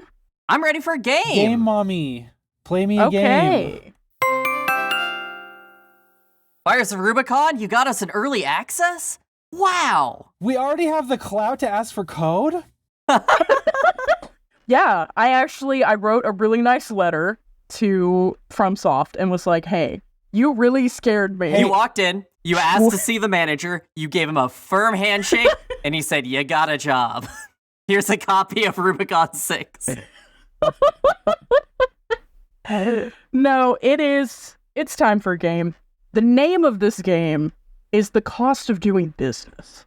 And this game is a take on The Price is Right. I am going to send Alice and Brian. Actually, I think I'm just going to screen share because that's probably going to be the best way to do it. I am going to screen share with Alice and Brian. Alice just dancing to I'm so the excited. mental Price is Right theme. Come on down.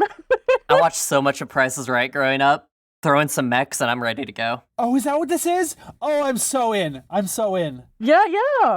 No, so this game is a take on The Price is Right. I'm going to show you an image of a part. I'm going to give you its name, a general description, and then you're going to estimate its cost in credits. The person with the closest guess without going over gets the part. So you get to add it to your garage. I'm going to go through 10 parts, And the person with the most parts in their garage at the end of the bidding wins.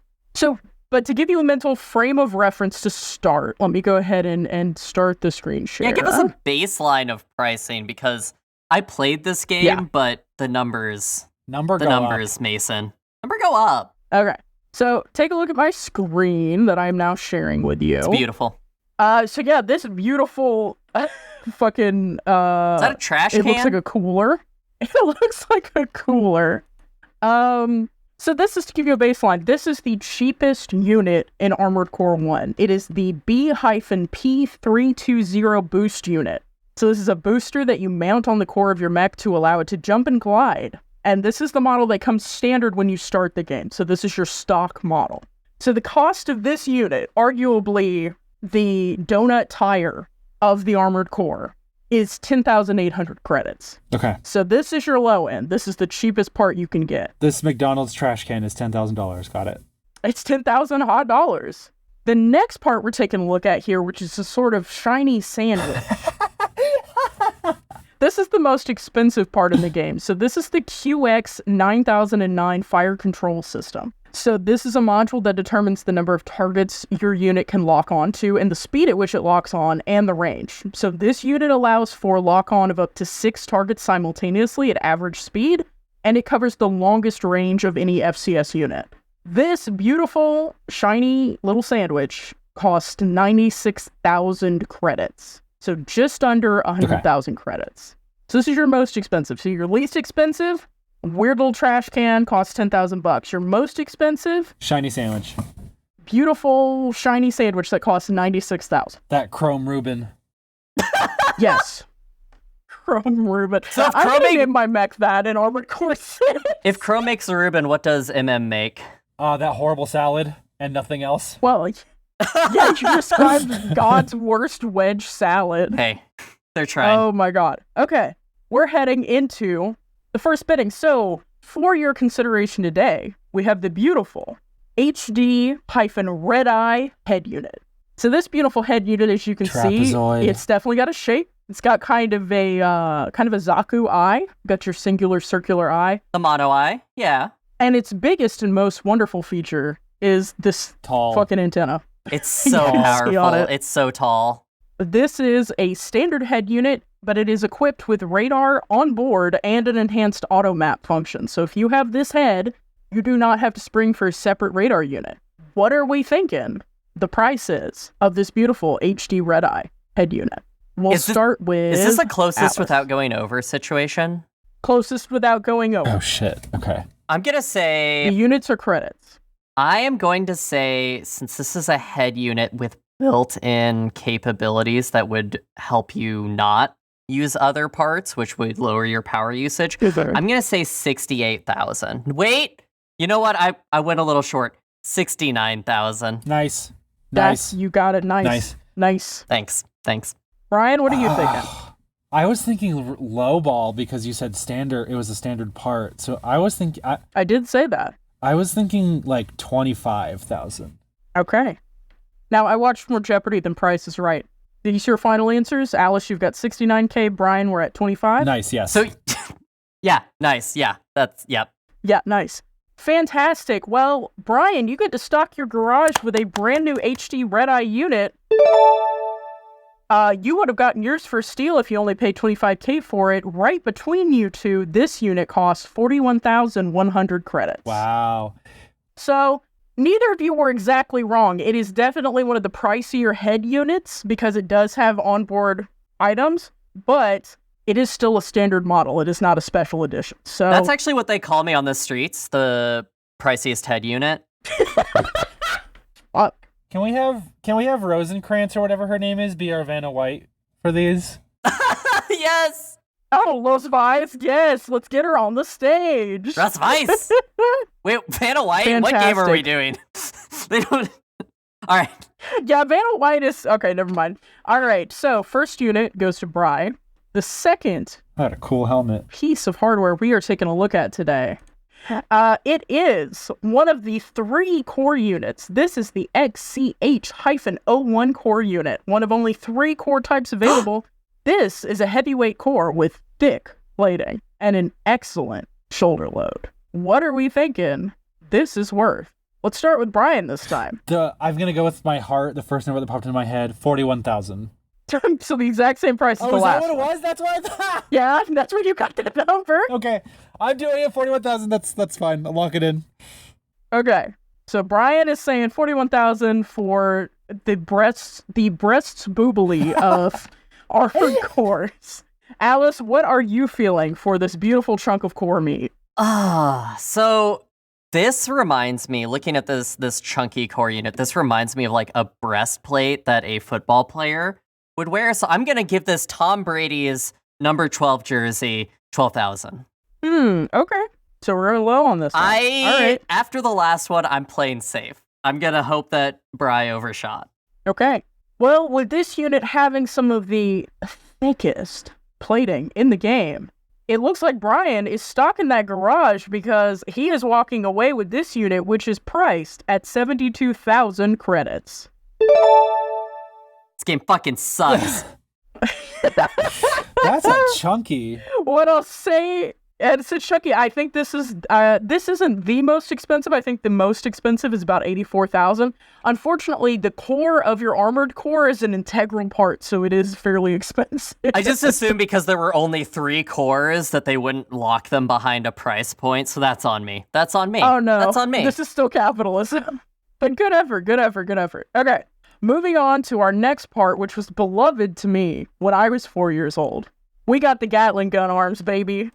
These are the AW-GT2000 Gatling gun arms. These are dedicated weapon arms, meaning that you do not have a hand with which to pick up other types of weapons should you run out of bullets in your Gatling gun arms. But why would you need to? The AW-GT2000 is a paired set, so you get 2 of these bad boys, which concentrate high-speed rounds at a single point. That's just good deal. How much? That's just a good deal. It's a twofer. Well, no, you pay for these, but how much are we thinking these beautiful arms are worth? We are going back to Alice. What is your guess? So first I was going to do like a math joke, like, oh, it's the 2000, so it's 20,000. And then you said that you get 2, so I'm going to double that and go with 40,000 for the dual Gatlings. 40,000. Okay. Brian, what are you thinking? 32,000. Yeah. 32,000? Okay. Well, Alice is finally getting in the game. You need to walk away with these beautiful Gatling gun arms, which are priced at 48,600 credits. So you were remarkably close that time. I can't wait to get top surgery for these. I'm so excited. Yeah, what I didn't tell you is actually every part that you win in this game, you have to have surgically installed in yourself. So, Brian, you've got some interesting things happening for your head and your core I've later got an today. antenna and huge titties. I could not be winning harder. All right, on to our 4th piece that we are selling here today. We got leggies. Little leggies. And you know, because it's me, had to get some reverse joint leggies in here. So these are the LB-1000- reverse joint legs. What's that P stand for? These are, piss. We found See, it! you were wrong. Piss is an armored core. These lightweight, reverse-jointed legs provide phenomenal maneuverability, but low load carrying capability. Fun fact, these legs have jumping enabled by default, something other leg types, such as quadruped and tank tread, can only achieve with boosters. So, with all that in mind, Brian, what are we thinking it is going to cost you to walk away with the LB-1000 piss reverse joint legs? I think that second hyphen is what makes this expensive. And so I'm going to guess 60,000. Okay, 60,000. Alice, what's your thinking? So I love sports, and one of my favorite jump shot players in the NBA was Charles Barkley, and his jersey number was 32. So I'm going to go with 32,000. That's beautiful logic, Okay, honestly. 32,000. Thank you. That's probably what Shoji was thinking about, too. Honestly, He was probably thinking about Charles Barkley. Yeah. We all know I'm this. always saying this. So, I don't actually know how this works on The Price is Right if everyone's both over it. I guess just like the closest person? we both lose. Or We nobody both gets lose. it. You both lose. Nobody gets Okay. these bunny legs. Unfortunately, I'm very sorry to say nobody gets these bunny legs for all that they are very maneuverable and that they enable jumping. They are extremely lightweight. They can't carry a lot. So you get these dope legs, but you also can't put very many guns or radars or armored cores on them.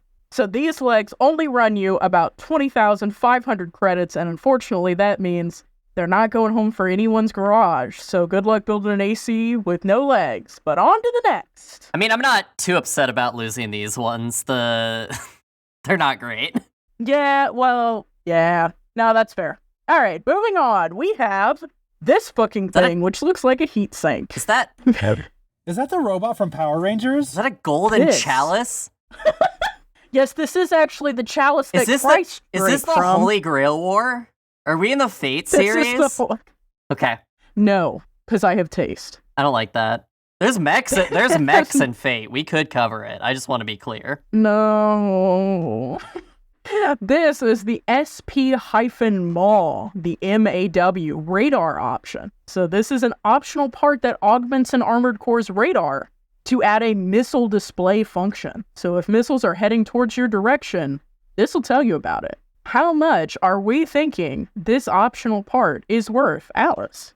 So I love in this game when the robot voice telling you things like lock achieved and missile lock and stuff like that. So this means a lot to me, and I'm gonna put this at 80,000. Okay, 80,000. We're saying it's up there. Now, that's the logic there is probably not worth questioning, because if we remember, the Chrome Sando, the Chrome Rubin, a very small part, was the most expensive part in this game. So this is an interesting approach. I'm just saying. Brian, what are you thinking? I'm gonna say 60,000 until it hits. I'm gonna say 60,000 again. Okay. So we've got... Bold strategy from Brian. I'm just going to keep saying the same number until I'm right. Shows up at an auction and just bids the same thing over and over again. Well, unfortunately, yet again, no one is walking away with this one. While it does provide an a useful ability, the ability to see when missiles are heading towards you, which frankly is an ability I would like, it is an optional part that only augments an armored core's radar, which itself is already another part, unless you have the beautiful red eye that Brian's walked away with. This part is only 14,200 credits. Inflation isn't real in this universe, right? Like, yeah, well, you know, if we put the credits into the inflation calculator, who knows what 14,000 credits would get you these days, but... I feel really dumb because I thought this was also the radar and not just the augment. No, I mean, that's fair. It's a fine distinction, but this is just the augment. Womp womp. All right, moving on to our sixth item. This Acorn. is the GBG-XR generator. This custom-built generator provides high levels of power and capacity. Fun fact, this is one of a number of parts that are unlocked only by finding them in a mission level. So this is one of the things you have to go plundering around for that FromSoft says, good luck. What are we thinking? This sort of beautiful bronze generator is worth that. You already know what it is. 60,000. 60,000? Okay. Alice, what's your approach on I this? have a question. It's free in the game. You just find it. Are we talking about the sale price? No, unfortunately, when you find it in the game, all it does is unlock the ability to buy it in the store. Look, his name is Hustler1 for a reason, okay? I think Brian is highballing this for a generator, so I'm just gonna play it safe. I'm gonna play the full Price is Right. $1, Bob. One credit, Bob. 1 credit, huh? All right. Well, Alice got a real steal today. Let's go!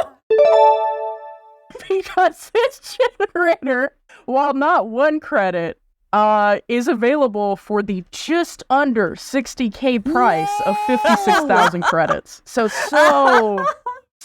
close, Brian. Unfortunately, picking the same medium to high number each time doesn't seem to be working out. But No, that's great. Keep doing it. There. No notes. I'm gonna get one All right, right. and I'm gonna pretend that means that it works the whole time. Yeah, that's basically what I did in school. All right, for our 7th item today, we have a pretty iconic one, folks. I'm not going to lie to you. This beautiful Y shape is the WG-1-Karasawa laser rifle. This is an incredibly powerful laser weapon with quick recharge times, undercut only slightly by its ammo capacity and weight. As a fun fact, this is an iconic Armored Core weapon and appears in some form in every series entry, so you're likely to run into the beautiful Karasawa in the new Armored Core 6. What are we thinking you would have to pay to get a hold of this item? Alice. So this is the AR-15 weapon platform of the Armored Core series. So I'm going to say 15,000. Because an AR goes for about 1,500 and credits are a yen equivalent, so 15,000. Okay. Some interesting economic dynamics going on here. Brian, what are we thinking? I just want to say that the haters are out here trying to shake my established faith and question the dogma which I find centers my spiritual well-being. So I am going to say 60,000. Yeah. Thank you. The conviction. You have to respect a man of faith. And you doubly have to respect it because Brian is walking away with the Karasawa laser rifle. Oh my which is available for purchase at 75,000 credits. So Brian, you're getting it. You're walking away with it. You knew it would pay off. You just had to keep the faith. I'm so glad I gave that speech. When you said that, and I'm so I knew glad the speech was for this one. Yeah. When you said that, and I knew the next one was 75K, I was just sitting here like, and then he God gave a damn it. speech. He's a genius. The speech. Brian out here giving the full Independence Day. I got the Karasawa rifle. All right.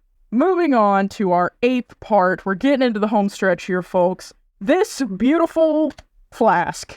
That's a jigger. That's a teapot. Yeah. This is a party dress.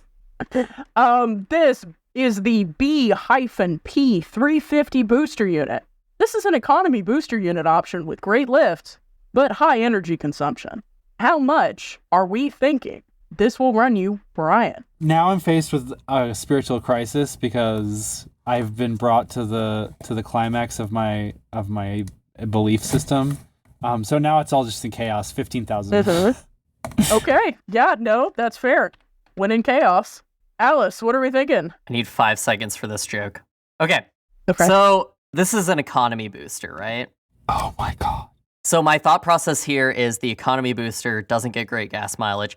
This reminds me of a 2008 Toyota Corolla, which the Kelly Blue Book value is currently $6,657. So I'm going to say 6,657 credits for the 2008 Toyota Corolla boosters. Alice hitting us always with this unassailable logic. You said 6,000. 6,657 credits.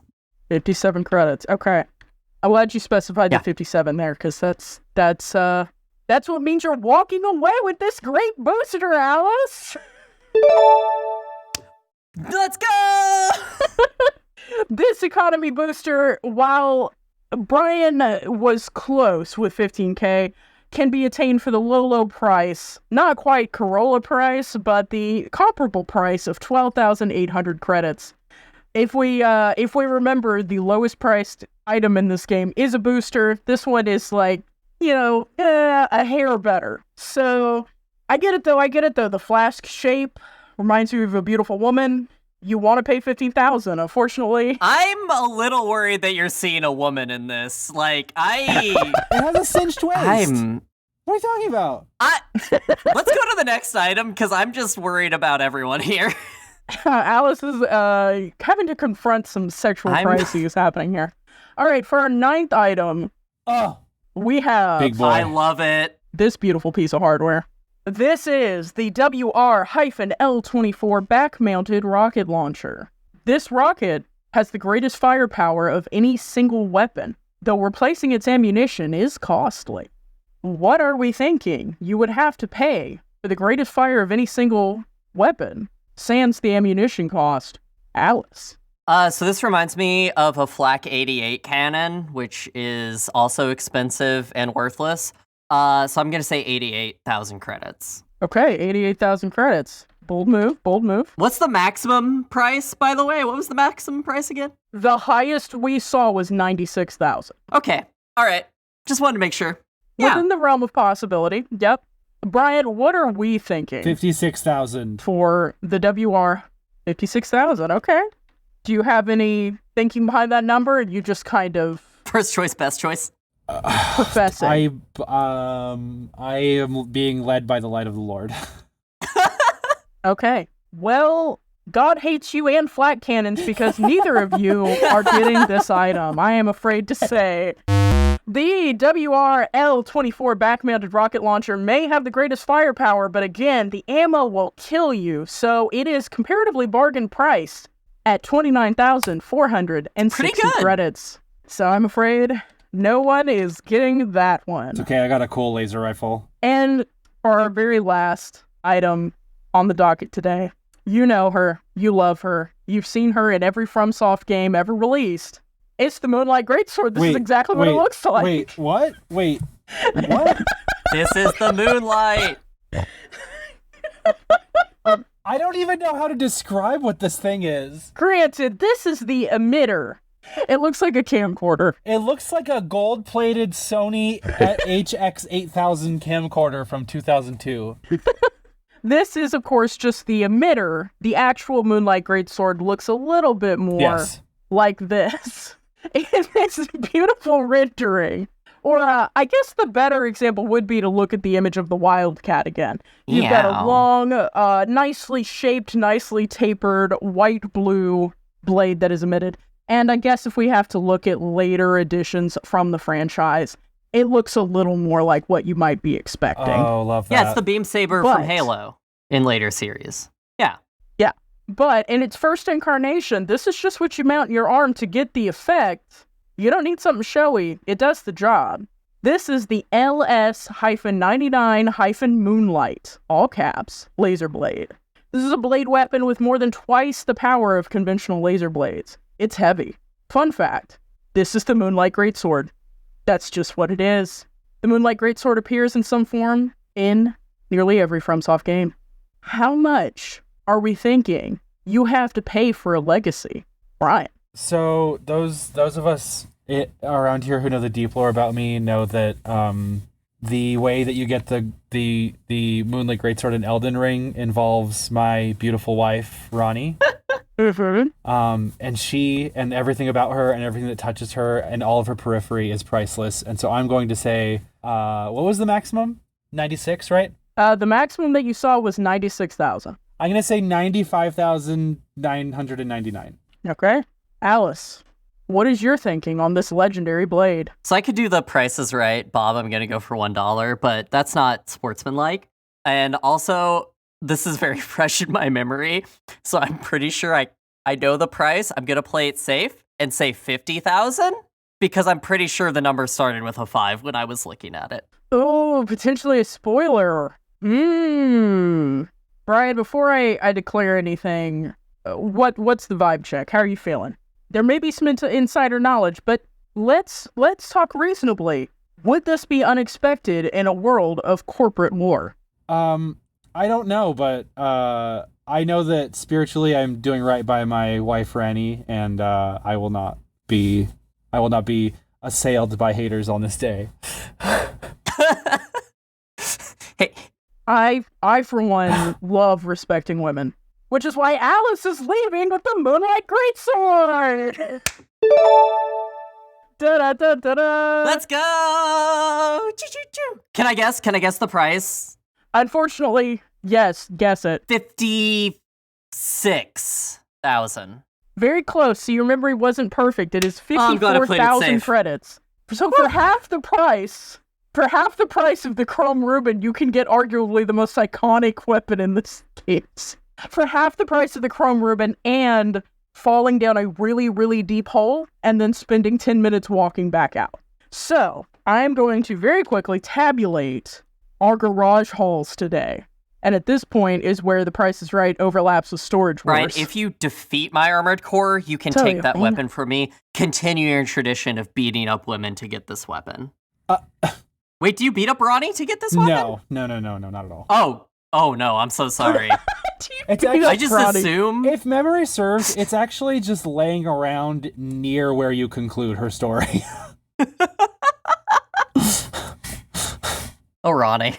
Well, I hate to say it. Oh. We almost had a tie. We almost achieved peace. Hustler One's vision of a world where nothing dominated anything, all was destroyed, and we lived in peace was almost achieved. Unfortunately, Alice was crushing it and has walked away with 4 out of our 10 items today to Brian's 3 out of our 10 items. We did lose 3. I just have to say, good job guessing, everyone. And Brian, I feel like you have the moral victory. You respected women and you kept the faith. I did. And you get to leave with the Kurosawa rifle for it. Unfortunately, Alice is walking around making laser noises with her incredibly huge and beautiful laser sword. And that has been our game. Thank you for playing. Thanks, Regis. I mean, Bob. I mean... I can't wait to use these parts. Vanna. I mean... was weiß?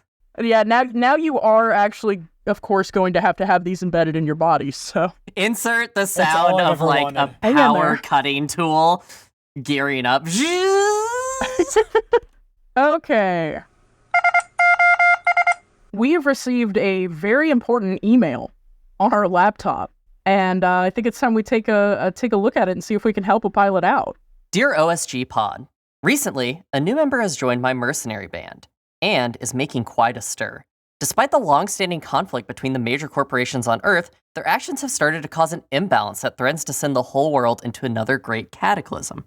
I've calculated the best path forward, and by scanning their brain and their actions, I believe I can take the good parts of this new member and dispose of them to keep the peace. My question is, what is the best way to capture the combat data of this new member? Best map out the data points for use in my world peace through force plan. Thank you, 9. Oh, well, thank you for writing in, 9. There's a lot to think about here. So, I mean, setting aside the ethical, physical, financial, transhuman, and I guess kind of practical concerns. What are we thinking here, Bri? What advice would you give to our friend 9? Look, I know a guy, and this guy knows a lot about instrumentalizing humans. He's been working on this project for a really long time. And I 15 years? Something like so? that. Like around the average age of a depressed high schooler. Okay. Oh, okay. That's a standard unit of measurement, as we all know. It is. Especially in the world Mecca. of mechs. So I would point 9 in the general direction of Gendo Ikari. Okay. So we definitely think he survived the Great Cataclysm. Of course he did. Oh yeah. That was only second impact. We've still got third coming. He was living a million miles underground before it was cool. That's fair. That's fair. Nico, what are you thinking? I think for me, 9. Yeah. I think for me, 9, what I gotta say here is that the best way to get this data that you're looking for is to find a pilot, preferably of the opposite gender, or of in generally a gender that this pilot would be attracted to, and pair them off in some kind of pitched rivalry, potentially on a timed mission of some kind. And I feel like you'll really get top-tier performance out of this pilot as they are judged, perceived, goaded, potentially flirted with by a peer. And if they die, they die. And that's all gravy for you. But if they don't, I think you'll have the data you need. And I don't know, I think it'll probably be hot. What are you thinking, Alice? I gotta say, the number one thing for capturing good combat data, Battle Royale. Throw them in a giant Battle Royale with some other mechs and just let them go. And, the cream will rise to the top. Might not be good cream, but it's going to rise to the top. I'm often saying this. The cream may not be good, but it is sure on the top. That's all you really want. I mean... Well, we hope that answers your question, 9. Good luck with human experimentation. All right. And that's this episode of On the Shoulders of Giants, where we discussed Armored Core. Any parting thoughts, gang? I just want to say, in the research for this, I found that there is an Armored Core manga. It is only 5 chapters. It is called Tower City Blade, and it is about arena combat. Nobody dies. And it is Yuri, and it is beautiful. And I think that's the best. Oh, shit. Shut up, you're burning pod. No, I think that is the highest form of Armored Core. It's bad. Don't look it up, but it exists in this universe. So I enjoyed it, and I hope we can spend more time with this franchise. Thank you, Brian. I really liked playing this game. I'm probably going to play it more, even though I don't have to. I will probably start looking into the other ones. And if anybody is listening out there yet, I will probably try to hang out on Twitch with Fires of Rubicon when it comes out. I will be paying maximum dollar. Hell yeah. I will be giving Miyazaki every penny in my linty pocket for this video game. You're getting the $500 edition that comes with an actual Armored Core with it? Yeah. I was going to say the $60,000 one. Yeah. I'm going to go to Comic-Con and I'm going to get that big 3D standee. You're just going to climb inside, and frankly, if they can't remove you from it, it's yours. All right. Thanks for listening, everyone. Pilots, remember, you can reach out for advice from the team at our email, questions@osgpod.com, and non-pilots can send general questions or feedback to the same address. You can also catch up with us on social media. Links are in the description below for updates and more. And make sure to tune in for our next episode, which will be on Patlabor 2. Until next time, goodbye. I love you. Goodbye. I love you. Goodbye. I love you.